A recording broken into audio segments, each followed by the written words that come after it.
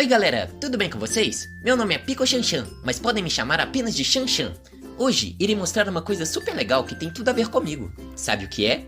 Isso mesmo, madeira. Vou te guiar numa jornada sobre a dendrocronologia, uma área de estudo da botânica que traduz a linguagem, como gosto de falar, feitas pelas próprias árvores em seus troncos. Também falaremos sobre o cerrado e como a dendrocronologia é importante no estudo e análise desse bioma. Para isso, você precisa saber que o crescimento das árvores pode ser classificado em dois tipos principais. O crescimento desde o início da vida da mudinha, que é o crescimento em altura, importante para a captação de luz e também o que faz com que as árvores possam chegar a tamanhos incríveis, e o outro tipo, também chamado de crescimento secundário, que se inicia quando a planta já está estabelecida e começa a desenvolver o tronco, o que gera ganho em espessura. É nesse segundo tipo de crescimento em que os anéis de crescimento se desenvolvem, já que eles se tratam das camadas lenhosas que compõem internamente o tronco de uma árvore, e vendo o tronco como um todo, eles são como uma série de anéis concêntricos. Incrível, né? Vamos então começar a aventura de hoje! A dendrocronologia é o nome da ciência que estuda e faz a datação de eventos ambientais que já se passaram, a partir da análise de anéis de crescimento encontrados nas árvores. Normalmente, o crescimento secundário das árvores segue o ciclo anual de chuvas, logo, comumente um anel equivale a um ano.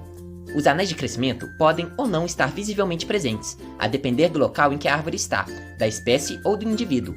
Além disso, podem ocorrer anomalias, como a ausência de formação ou a formação de mais de um anel de crescimento no período de um ano. Como esses anéis de crescimento são marcadores de condições, eventos e recursos do ambiente em que a árvore está, como temperatura, nível de radiação solar, incidência de queimadas, acidez do solo e quantidade de água e nutrientes disponíveis ao longo do ano, podemos perceber como os anéis são cruciais para a dendrocronologia. E para estudá-los, é necessário ter uma amostra da madeira. A coleta pode ser ou não invasiva.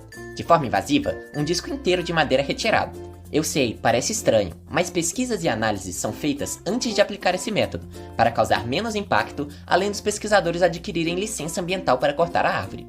Outra forma, menos invasiva, é a extração de um pequeno pedaço do caule da árvore que mostra os anéis de crescimento. Para isso, precisamos de definir uma região que tenha números suficientes de árvores que se deseja analisar, dessa região, delimitar uma metodologia para coletar as amostras, e alguns instrumentos específicos, principalmente o trado de incremento. Com os instrumentos em mão, podemos começar.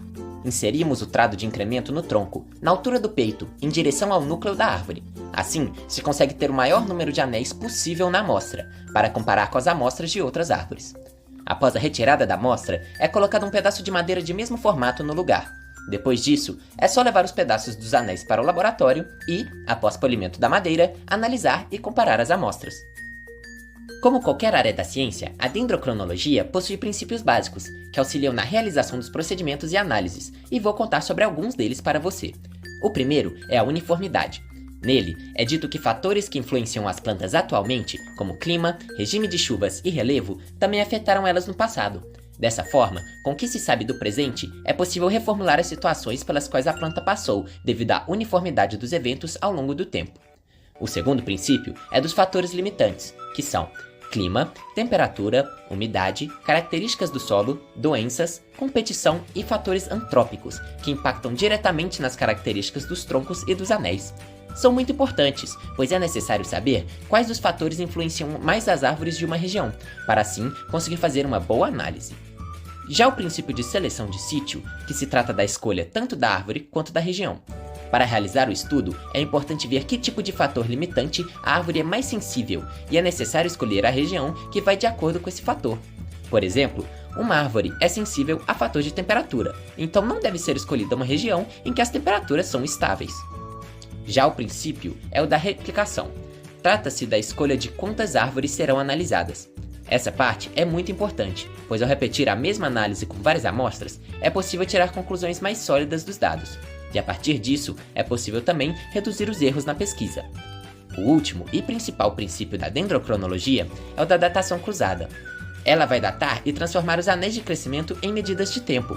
Esse princípio se baseia no tamanho, espessura, densidade, anatomia, composição e outros aspectos físicos e químicos das amostras que possibilitam correlacionar as árvores selecionadas para análise. Muitos princípios, né? Mas como pode ter visto, são muito importantes. Além disso, a dendrocronologia é multidisciplinar, sabia? Já que ela pode englobar diversas áreas, como climatologia, arqueologia e paleontologia, geologia e a ecologia. A partir de agora, irei explicar como o estudo da marcação dos anéis é usado nessas áreas. Na área da climatologia, a dendrocronologia trabalha em buscar de entender como os anéis de crescimento registram meteorologicamente eventos climáticos vividos pela árvore. Na arqueologia e na paleontologia, a principal contribuição da dendrocronologia é datar objetos arqueológicos feitos de madeira, além da identificação da idade de fósseis de árvores. Isso traz uma compreensão das condições do passado. Já na geologia, é possível recobrar a ocorrência de terremotos, erupções vulcânicas, processos erosivos, inundações, avanço e recuo de geleiras. Isso pois, todos estes fenômenos deixam sinais gravados nos anéis que determinam a frequência e intensidade com que ocorrem ao longo do tempo. Na ecologia, principalmente quando falamos de biomas, a dendrocronologia pode ser uma peça fundamental.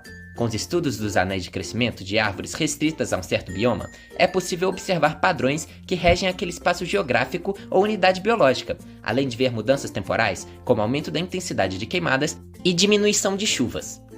Pode levar à compreensão da endemia de certas espécies, ou seja, presença dela restritamente em determinada região, e até mesmo prever como serão as paisagens de acordo com a mudança dos padrões nas condições e recursos disponíveis para as árvores no bioma. Já que estamos falando de bioma, com certeza você já ouviu falar do Cerrado, né?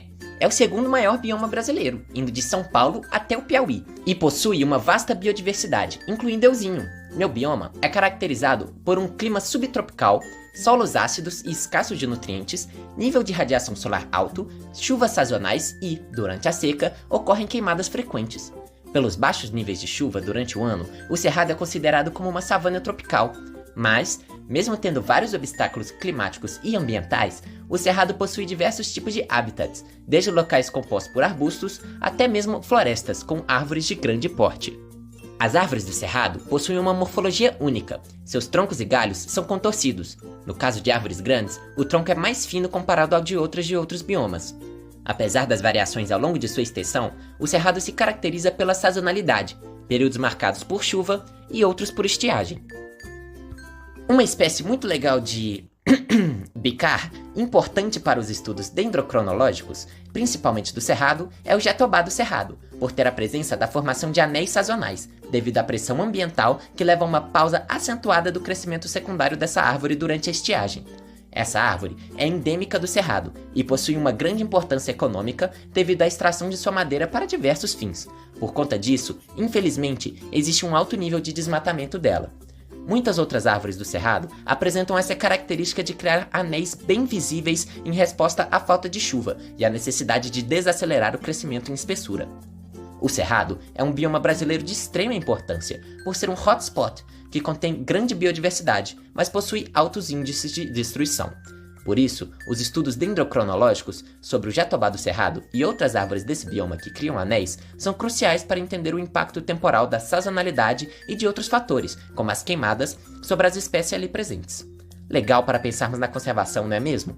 Podemos concluir que a dendrocronologia possibilita entender o bioma em que a árvore se encontra, revelando fatores bióticos e abióticos do ambiente de anos atrás, possibilitando um estudo mais detalhado da região. Portanto, as árvores são guardiães da história e do tempo através do seu tronco. Espero que tenha gostado e aprendido bastante sobre como fazer dendrocronologia, e como as árvores são guardiãs da história e do tempo através dos seus troncos. Por hoje é só e já vou indo. Um beijo do Xanxan e até outro vídeo!